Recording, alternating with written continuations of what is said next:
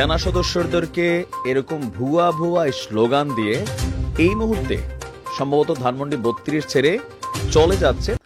আসসালামু আলাইকুম ভিউয়ার্স, দেশ ও দেশের বাহির থেকে যারা আমার ভিডিওটি প্লে করেছেন জানাচ্ছি আন্তরিক শুভেচ্ছা ও অভিনন্দন। আশা করি সবাই ভালো আছেন, সুস্থ আছেন, আলহামদুলিল্লাহ। তো ভিউয়ার্স, ধানমন্ডি ৩২-এর ভাঙচুর ও ধ্বংসস্তূপকে কেন্দ্র করে সেনাপ্রধান ওয়াকার ব্যাপকভাবে তার ব্যর্থতা প্রকাশ করেছেন, কিন্তু হঠাৎ করেই নতুন চক্রে মেতে উঠেছেন সেনাবাহিনী। কেনই বা অন্তর্বর্তীকালীন সরকারের অর্ডার পারমিশন তারা খেয়াল করছে না, যার কারণে জেনারেল ওয়াকার আজকে দিনের মধ্যেই জয় বাংলা হতে যাচ্ছে।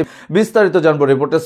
ভিডিওতে যাওয়ার আগে ছোট্ট রিকোয়েস্ট করবো, যারা এখনো চ্যানেলটি সাবস্ক্রাইব করেননি, নিয়মিত দেশের সকল আপডেট সবার আগে জানতে অবশ্যই চ্যানেলটি সাবস্ক্রাইব করে পাশে রাখবেন। দর্শক আসুন স্ক্রিনে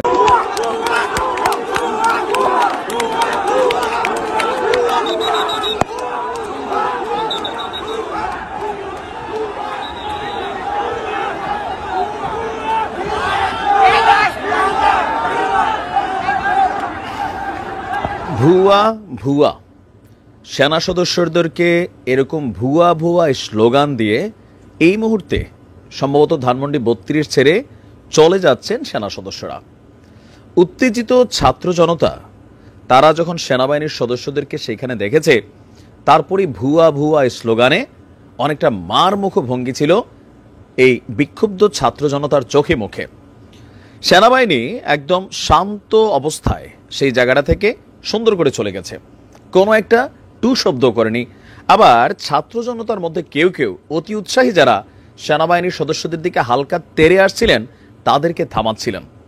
প্রশ্ন হচ্ছে, আজকের দিনে এই যে সেনাবাহিনীর সাথে আমরা এত দ্রুতই আচরণটা করলাম, জাতি হিসেবে ভাই বড় অকৃতজ্ঞ জাতি। আপনারা জাতি হিসেবে এমনিতে আমরা অকৃতজ্ঞ, এটার তো আর কোনো বলার অপেক্ষা রাখে না। ৫ই আগস্টের যেই ঘটনাবলী, সেই ঘটনাবলী ঘটতো না যদি সেনাবাহিনীর সদস্যরা ওই দিন ছাত্র জনতার পক্ষে অবস্থান না নিত। একদম লোয়ার লেভেলের যারা আমাদের আজকে যারা ডিউটি করতেছে, তারা কারা? তারা জুনিয়র অফিসার, কি বলে যে আমাদের সৈনিক ভাইরা, তারাই কিন্তু ৫ই আগস্টের ওই সময়টাতে ছাত্র জনতার পক্ষে অবস্থান নিয়েছিল। উচ্চপদস্থ যারা, তাদের অনেকে একটু লড়চড় ছিল, কিন্তু আজকে সেই সৈনিক এবং সেকেন্ড অফিসার, জুনিয়র অফিসার যারা এই পরিস্থিতিকে কন্ট্রোল করতে গেল, তারা কিন্তু ৩২কে উদ্ধার করতে ওই কাজে যায় নাই। তারা সেখানে যেন কোনো অপ্রীতিকর ঘটনা না ঘটে, এইটা নিশ্চিতের জন্য এই মুহূর্তে সেনাবাহিনী ডিপ্লয়েড করা আছে মাঠে, তারা সেইখানে গিয়েছিল। তো তাদেরকে দেখে যে ভুয়া ভুয়া করলেন, দিন শেষে সেনাবাহিনী আসলে কি অর্জন করলো? কোথাও না কোথাও আওয়ামী লীগের কাছে সেনাবাহিনী এমনিতে খলনায়ক। 100% সেনাবাহিনী বা সেনাপ্রধান আওয়ামী লীগের কাছে খুবই টার্গেটেড একজন ব্যক্তি হিসেবে পরিণত হয়ে আছেন। আর আজকের দিনের এই দৃশ্য, যে ছাত্র জনতার জন্য সেনাবাহিনী ওই দিন এই অবস্থান নিয়েছিল, ফাইনালি ৫ই আগস্ট যদি সেনাবাহিনীর সাপোর্ট না থাকতো, এই দেশে আরো ২, ৪, ২০, ৫০ হাজার লাশ পড়তো। সেনাবাহিনী যদি শক্ত অবস্থায় না যাইতো, শেখ হাসিনা বাংলাদেশ ছেড়ে যাইতো না। আর শেখ হাসিনা যদি ওই দিন ডাক দিত, ওই মুহূর্তে আওয়ামী লীগও মাঠে নামতো। ওই দিনের পরিস্থিতিটার প্রধান ক্রীড়নক ভূমিকায় ছিল সেনাবাহিনী, সেনাপ্রধান, আমাদের এই সৈনিকরা, জুনিয়র অফিসাররা। তারা তাদের পেশাগত দায়িত্ব পালন করবে। আপনারা তাদেরকে সহযোগিতা করেন না করেন, কিন্তু তাদেরকে দেখে ভুয়া ভুয়া স্লোগান যখন দিচ্ছেন, এই যে সৈনিকগুলো যাচ্ছে, প্রত্যেকের ভিতরে কি পরিমাণ গোসা, জিদ, ক্ষোভ কাজ করছে না? অবশ্যই কাজ করছে, কিন্তু তারা এখানে হার্ড লাইনে যাওয়ার সুযোগ নেই। এখন এইসব দৃশ্য কতটুকু কি বার্তা দেয়? ধানমন্ডি ৩২-এ আজকে যা যা ঘটছে, এখানে যারা রাজনৈতিকভাবে এটার ফায়দা নেওয়ার চেষ্টা করছে তারা পাইছে, আবার যারা ব্যক্তিগতভাবে আওয়ামী লীগের প্রতি ক্ষোভ ছিল তারাও এখানে পজিটিভলি বাড়ি ভাঙছে, ঘর ভাঙছে, কেউ ইট নিয়ে গেছে, কেউ দরজা জানালার গ্রিল নিয়ে গেছে, যার যার মন মতো যে যতটুকু তুলে নিতে পারছে নিয়ে গেছে। কিন্তু একটা অশনি সংকেত কিন্তু ক্রিয়েট হচ্ছে। এটা মানে আমরা যারা দূর থেকে এগুলোকে দেখি, অবজার্ভ করি, আমরা কিন্তু বিষয়গুলোকে ফিল করি যে আওয়ামী লীগের জন্য ৫ই আগস্ট আসবে। বিশ্বাস করেন, গত ৪ বছর এটাই বুঝাইছি যে একদিন কিন্তু ৫ই আগস্ট আসবে। তখন জানতাম না যে ৫ই আগস্ট সেই দিন হবে, কিন্তু আসছে। আর আজকের এই ঘটনায় এক শ্রেণীর মানুষ এখানে উল্লসিত হলেও বাংলাদেশের যারা শান্তিপ্রিয় মানুষ, তাদের কাছে কিন্তু বিষয়টা পছন্দনীয় ছিল না। দর্শক, স্ক্রিনে আমরা সে সম্পর্কে বিস্তারিত জানলাম। এ বিষয়ে আপনাদের মতামত কমেন্টে জানান। কেউ ভিডিওটি স্কিপ করবে না। ধানমন্ডি 32কে কেন্দ্র করে সেনাবাহিনী তুল কালাম কাণ্ড, কি পদক্ষেপ নিতে যাচ্ছে তারা এই দেশের জন্য, বিস্তারিত রিপোর্টে।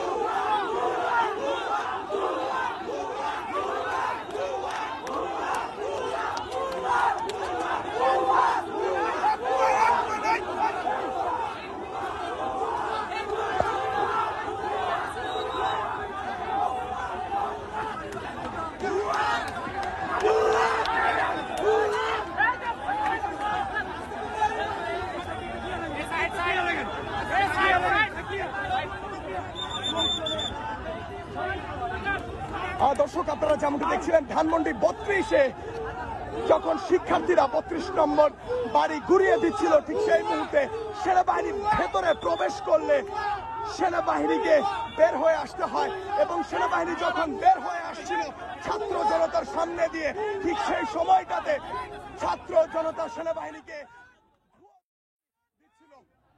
এবং এই মুহূর্তে আপনারা সেই চিত্রই দেখতে পাচ্ছেন কালের কণ্ঠের পর্দায়। দর্শক, স্ক্রিনে আমরা সে সম্পর্কে বিস্তারিত জানাম। সো ভিডিও এই পর্যন্ত। ভালো লাগলে লাইক অ্যান্ড কমেন্ট করবেন এবং দেশের সকল আপডেট সবার আগে জানতে অবশ্যই চ্যানেলটি সাবস্ক্রাইব করে পাশে রাখবেন। দেখা হবে পরবর্তী ভিডিওতে ইনশাআল্লাহ। আসসালামু আলাইকুম ওয়া রাহমাতুল্লাহ।